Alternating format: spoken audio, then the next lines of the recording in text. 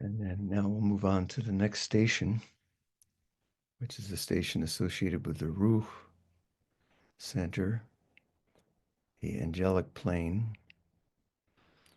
And we'll hear from Tarana, awake from slumber.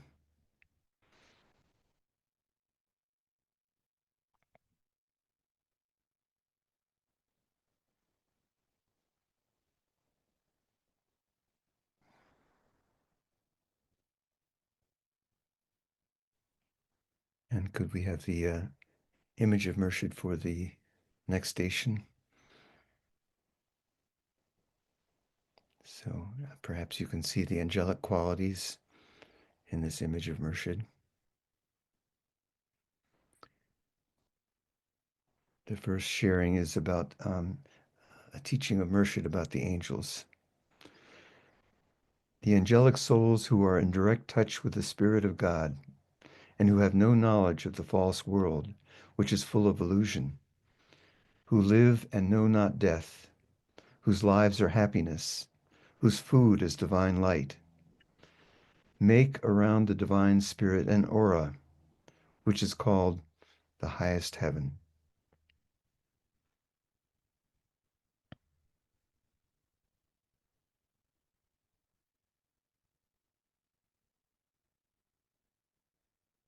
And this is a story told by Sirkar van Stolk, who was secretary of Murshid and traveled with him through Europe.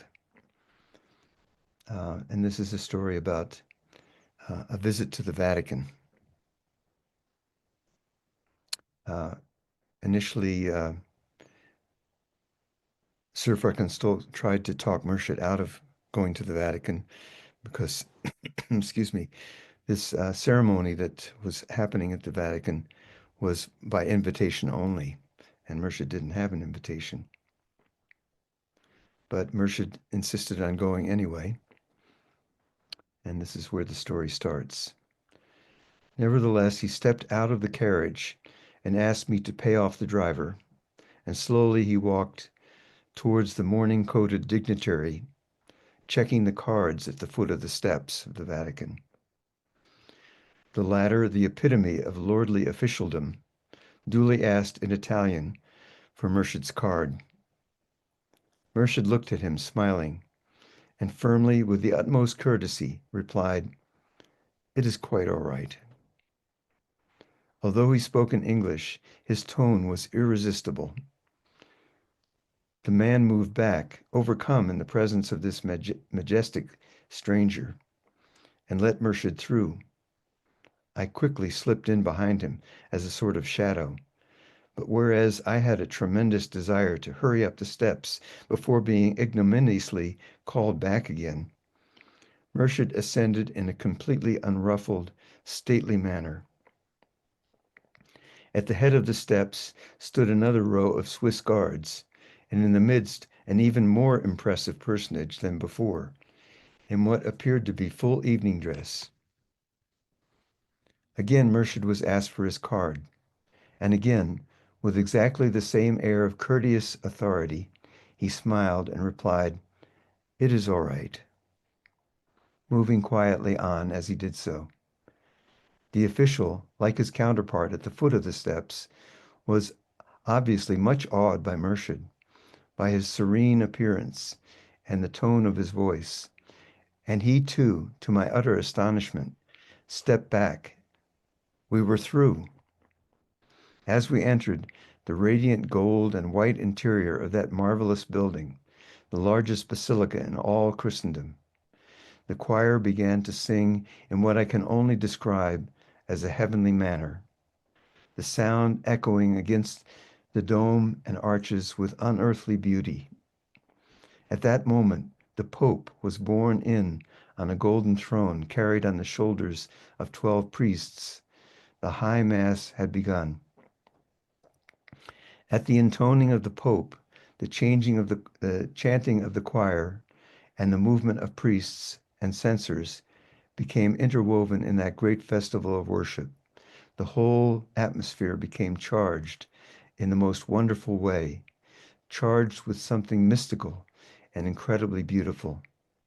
Light streamed through the golden oriel in the little window above the high altar, gleamed on the marble floor, flickered over the 89 candles which burned day and night round the tomb of St. Peter. Murshid was going more and more deeply into a state of ecstasy. Rapt and still, he seemed in another world. And then suddenly, as if the words had been wrung from him, he cried, "How wonderful is the power of the living Christ!"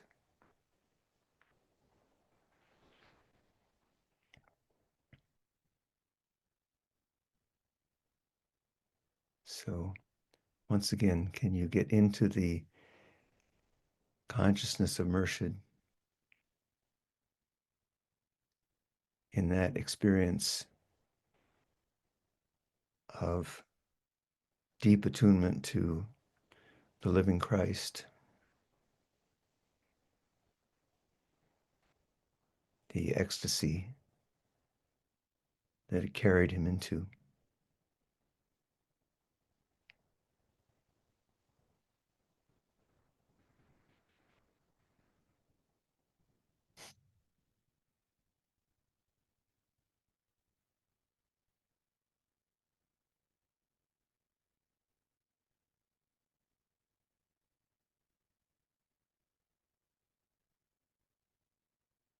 And this experience of being in the presence of great beauty and uplifting harmonies and a divine presence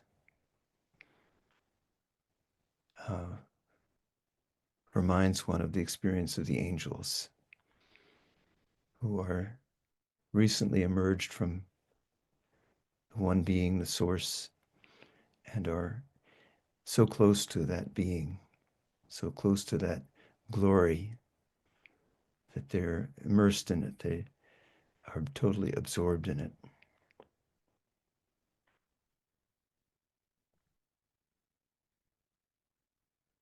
So let's say the practice of this station, which is Yanur, Ya Mubin,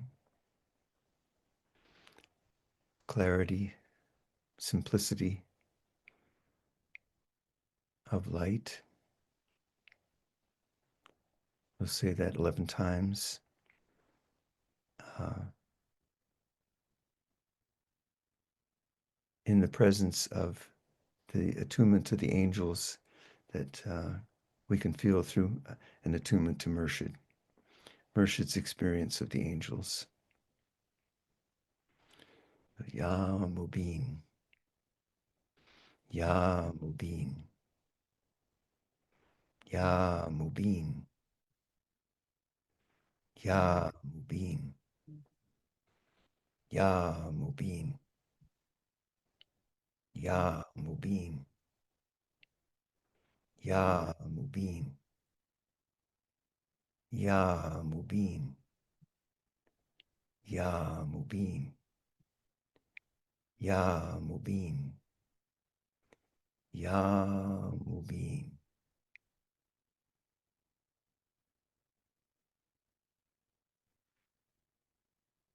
And then let's do the fikr of this practice, thinking Mubin as you breathe in and remembering your own experience as an angel.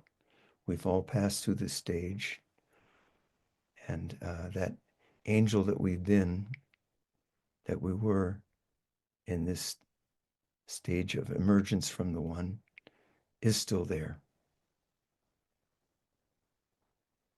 We are still this angel that we were. So now think Mubin 11 times on the in-breath.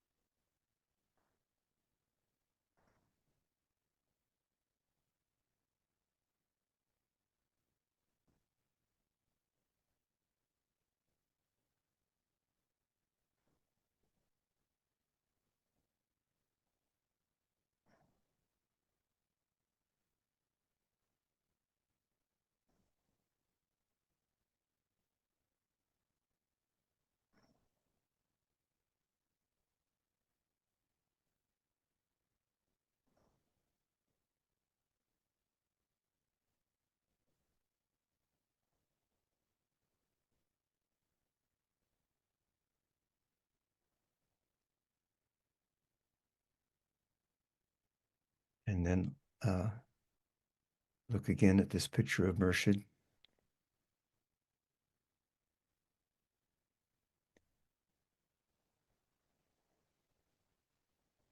Picture that can help you remember being an angel, the simplicity, the innocence, the purity of that angelic condition.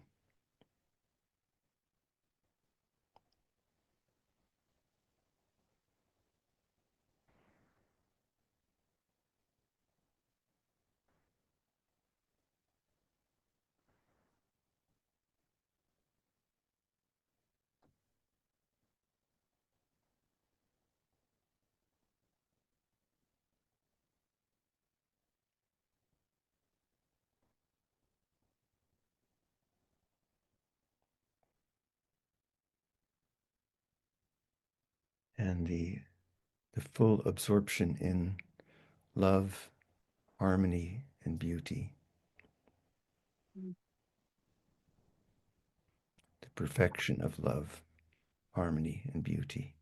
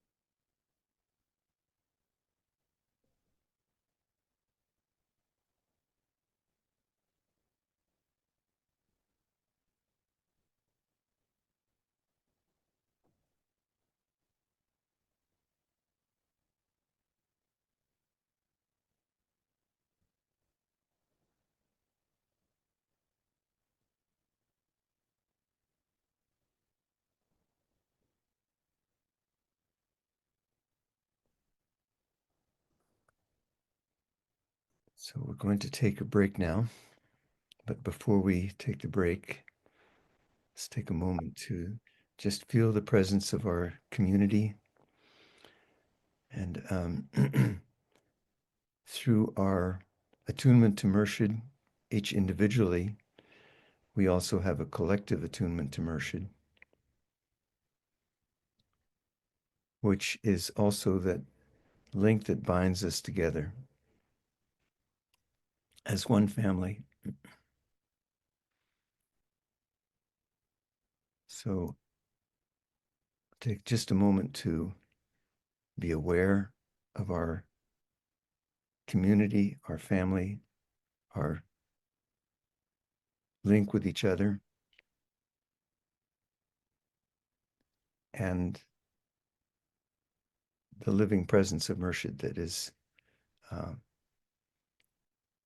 becomes palpable in this feeling of family.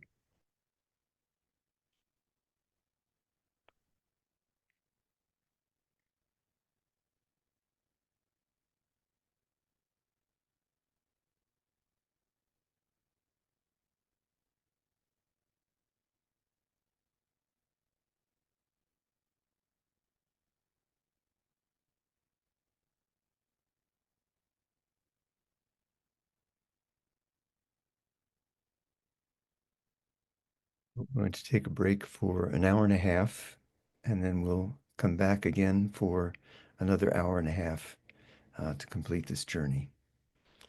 So, God bless you.